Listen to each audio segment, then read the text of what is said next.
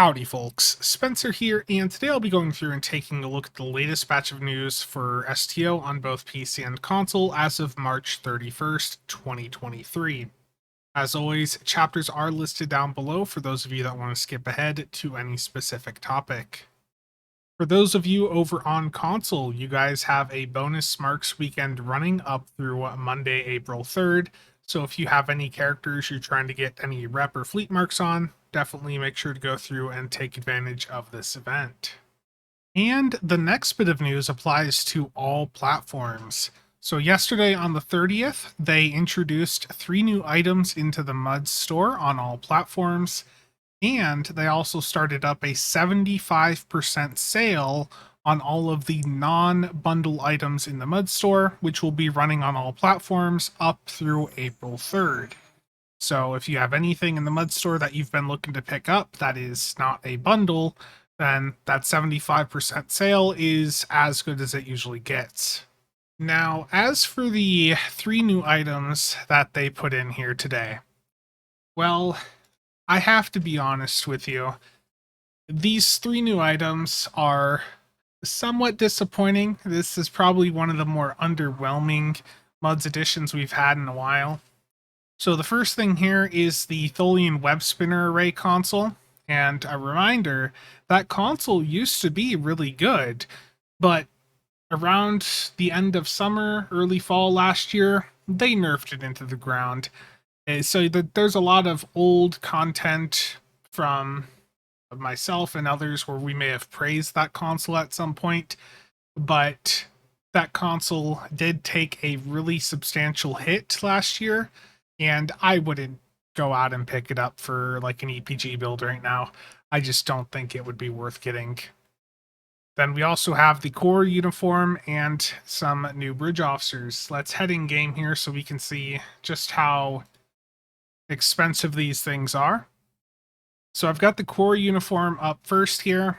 This has a base cost of 6,000 Zen, and of course, during the 75% sales, that brings it down to 1,500 Zen or $15. This uniform was freely given out during the 11th anniversary event, so for those of you that missed it, if you really want it for this specific customization option on your Klingon character, then that's an option for you for $15. You'll also get an ultimate tech upgrade, but I really don't. For me personally, I wouldn't spend $15 on this. But if you're someone really into customizing your characters, specifically on the Klingon side, then go. It's up to you. But $15, I don't think I'd put $15 in for that. We have these 2 bridge officers here. This one also comes with an ultimate tech upgrade. So this is the holographic Lorca and Landry bridge officers. These were previously given out during the Star Trek Las Vegas 2019 event, I believe. So if I look at the wiki here, we can see the traits that these have. Landry has photonic life form, aggressive, fury, and teamwork. So Landry just has ground traits, so not really useful for the space side of things. For Lorca, he has Space Warfare Specialist, which is a space trait, but it's not good. Leadership, which is also a space trait. And then he's got 2 ground ones, Photonic Life Form and Creative. Space Warfare Specialist, again, is pretty much worthless. You've got the Watcher Bridge Officers, you've got the Superior Romulan Operative Bridge Officers. I just don't see why you would run a Bridge Officer for Space Warfare Specialist in the current state of the game.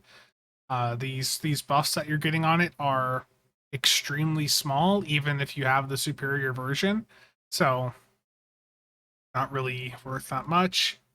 And leadership will give you a small hull repair boost.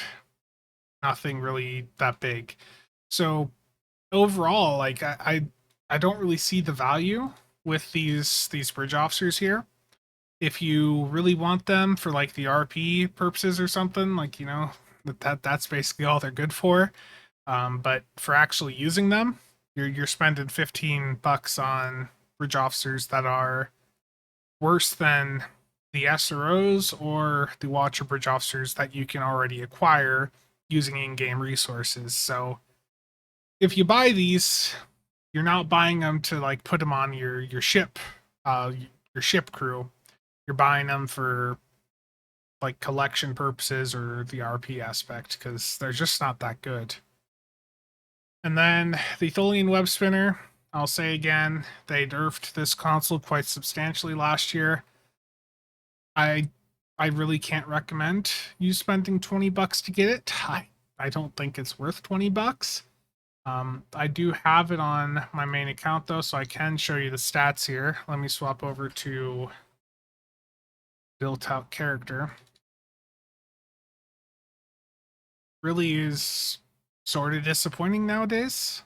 I don't think I have it on any of my builds. We go up to space. But like there's a ton of items from past events that people have been begging for them to put into the mud store.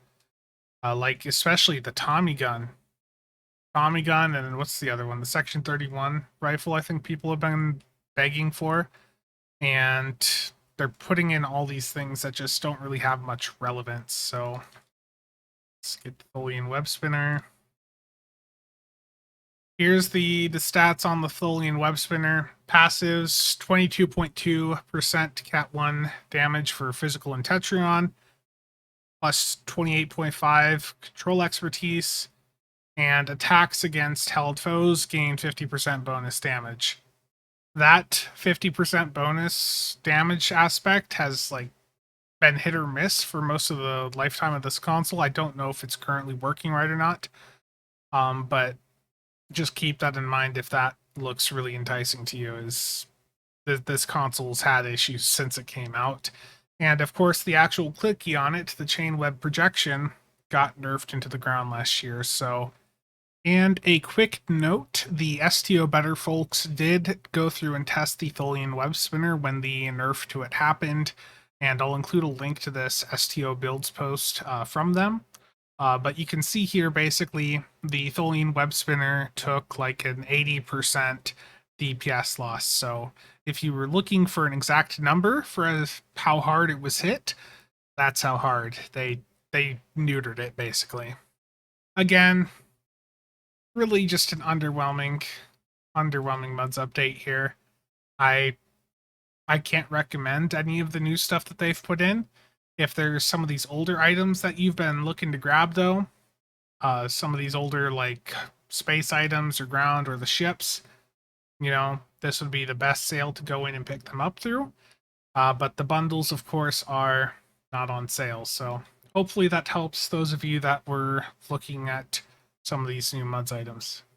And the next thing I want to talk about is the 10 forward stream from this week, in which they announced 2 new legendary ships, the legendary Akira and the legendary Mogai. Before they got around to the ship reveals, they did talk about a few different things, and one of the big things that they talked about was the dilithium exchange. So I have a clip here to play that I found to be quite interesting from that stream. So let's go through and take a listen. But we're definitely still keeping an eye on the DilEx, and we don't consider it to be like a done deal. Awesome. We have at least one other measure in our pocket that we're looking at approaching. So the first thing there is that the DilEx, they understand, still needs a little bit of work, which is good. There was a worry that with the backlog mostly disappearing, that Cryptic might not bother to go through and put effort in to work on more DIL syncs. But they are aware that the DilEx still needs some attention. The backlog has reappeared in the past week or so, especially with the bundle sale we had last weekend and the upcoming legendary bundle. A lot of people are trying to get Zen in preparation of that bundle, so the backlog has shot up quite a bit.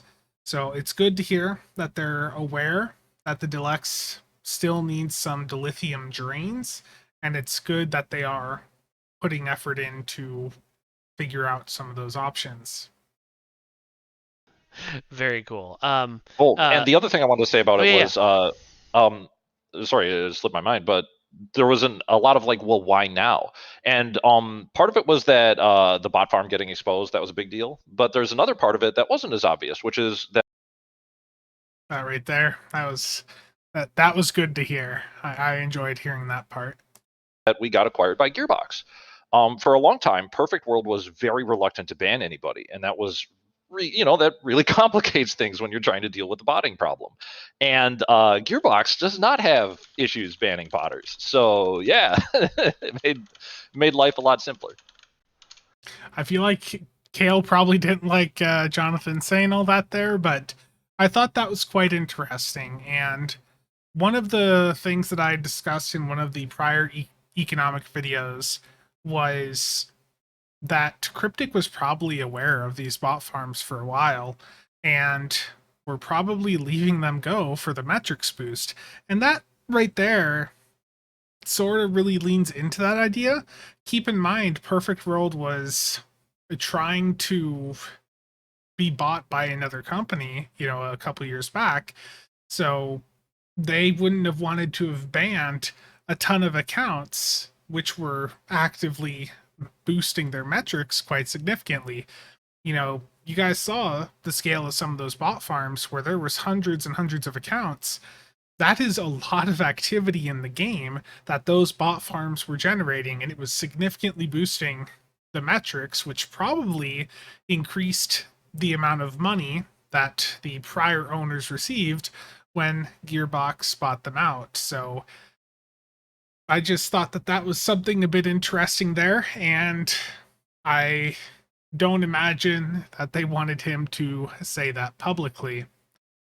Now, another thing that they talked about on this stream, or Jonathan specifically had mentioned, is that Concentrate Firepower is going to be getting a change here in the near future, in which there will be separate timers for player and non-player ships for Concentrate Firepower.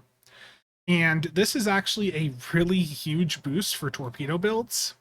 One of the biggest issues that we have with Torp builds is that any other entities, pets, or players in the map that have torpedoes on their build could steal the Concentrate Firepower procs and steal damage from you. And I talked about this in a video I did last year. Are torpedo and mine builds worth it? And in that video, I did testing to show just how much of a DPS loss you would have if you ran a meta Torp boat and you had pets in the match or in the map with you shooting the same target that had torpedoes equipped. And in that testing, those pets that had torpedoes caused my DPS on my Torp boat to drop by almost 22%. So this change is absolutely massive for torpedo boats. It also means that in the very high-end torpedo runs, you're going to start to see people bringing in the Styx pets, the Recluse pets. This opens up a lot of possibilities for torpedo boats in general because you can now run things like the Valkyrie fighters and not worry about them lowering your damage. It also means that support players can bring in some of those better debuffing pets like the Tholian Mesh Weavers and not worry about those stealing the Concentrate Firepower from the DPS players. So that's a really huge change there. And I'm glad that they have finally done that because that was a very irritating issue. And of course, the other part of the 10 Forge stream, the main focus of it, was the ship announcements. So we have a new legendary bundle featuring a legendary Akira command cruiser and a legendary Valdor Temporal Operative Strike Wing Escort that will be launching 2 weeks from now on PC. So based on that time frame, we should be seeing this dropping on PC sometime around April 13th. I have no idea when console players will get it. The base price of this bundle will be 12k Zen, and on the stream, they said it would have a 30% introductory sale. However, if you look at similar bundles that they've launched in the past that are built out like this one, then it's probably going to end up being a 35% discount. And if it's not, then of course you would just want to wait for that 35% discount sometime in the future. Now, I'm not going to dive into the ships too much here on this specific video. I did do a fairly long stream the other day going over the stats and doing some live comparisons and all that. And I am actively working on some proper stats breakdown videos for each of the ships, so stay tuned for that. But for the full bundle info, we're not going to know the full contents of the bundle until next week. And the bundle info that they released on the stream was really a bit all over the place, and there was no mention of a T6 coupon. So the value of the bundle overall is really going to depend on whether or not there's a T6 coupon in this bundle, like there was for the Legendary Romulan one. So I would say to hold off on the assessment of the entire bundle value-wise until next week. But I will still be getting out some ship stats breakdown videos here over the next couple of days. So if you want to learn more about those ships, definitely stay tuned for that content. And once again, I'd like to thank all channel members and viewers for the continued support. More videos are coming soon. Thank you all for watching. See you guys around.